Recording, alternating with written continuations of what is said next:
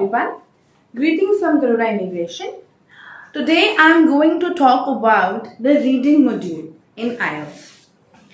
Reading module में we have different variety of questions like true, false, not given, multiple choice questions, list of headings, matching the information with the headings and all that. तो आज मैं आपको true false and not given के technique के बारे में कुछ बताने जा रही हूँ which is very interesting. Now listen carefully. जब आप true false and not given करते हैं, फर्स्ट ऑफ ऑल लोगों को लगता है कि पहले हमें पैसेज पढ़ लेना चाहिए एंड देन हमें जाके क्वेश्चंस देखने चाहिए, बट हमें द अदर वे राउंड करना चाहिए. हमको पहले पैसेज नहीं पढ़ना, हमको पहले क्वेश्चंस पढ़ने हैं. We have to circle the keywords and then हमको जाके उन कीवर्ड्स को फाइंड आउट करना होता है आपके पैसेज में. Okay, so now what you have to do. जब आपने कीवर्ड्स को फाइंड आउट कर लिया, सर्कल कर लिया, आपने एक स्टेटमेंट पढ़ी, ठीक है, उन स्टेटमेंट में से कीवर्ड निकाला.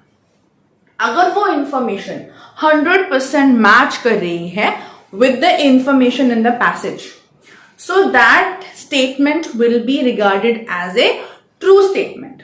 ओके, लाइक लेट्स सपोज कि उसमें दिया हुआ है कुछ वर्ड्स जो एग्जैक्टली वहां नहीं है लेकिन उनका मीनिंग है, ठीक है, सिमिलर मीनिंग वर्ड्स होने चाहिए, सिनोनिम्स होने चाहिए, या आपका जो ओवरऑल ओवरव्यू निकल के आ रहा है वो मैच करना चाहिए.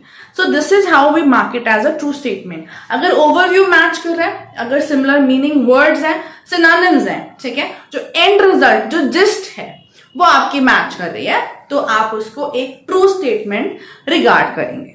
ठीक है. Now moving on to the next part. अगर कोई इंफॉर्मेशन कॉन्ट्रडिक्ट कर रही है या उसमें बेसिकली एंटोनिम्स हैं, ठीक है, सो आप उसको रिगार्ड करेंगे as a false statement. Alright. So false statement किस केस में होती है? जब आपका कॉन्ट्रडिक्शन होता है. ठीक है. आपको मैं बहुत सीक्रेट बताती हूँ. जैसे कुछ वर्ड्स होते हैं जैसे कि ऑल, ठीक है, अगर आपके यहां पर ऑल लिखा है, एवरीवन लिखा है, ठीक है, या मोस्ट ऑफ द लिखा है, तो वो ज्यादातर स्टेटमेंट 99% फॉल्स होती है.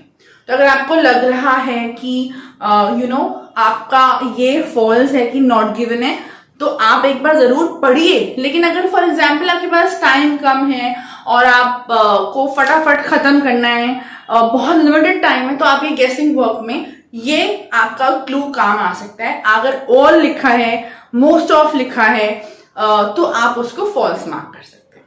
ठीक है. Third is your not given. ना सबसे बड़ी प्रॉब्लम लोगों को होती है नॉट गिवन और फॉल्स. ज्यादातर लोग क्या करते हैं, नॉट गिवन को फॉल्स कर देते हैं, फॉल्स को नॉट गिवन कर देते हैं. So they get confuse between the two. Confuse नहीं होना है, सिंपल फंडा है. अगर कोई इंफॉर्मेशन दी ही नहीं है या हाफ गिवन है, तो हम उसको नॉट गिवन करते हैं. ओके, बोथ द केसेस में if the information is not given और half given, we will mark it as a not given statement.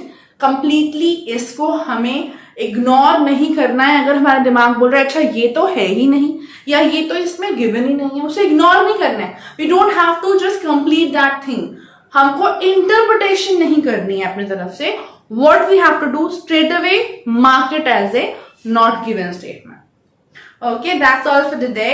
For more such insights, join our center, come enroll with us and keep watching our channel, subscribe and share. Thank you.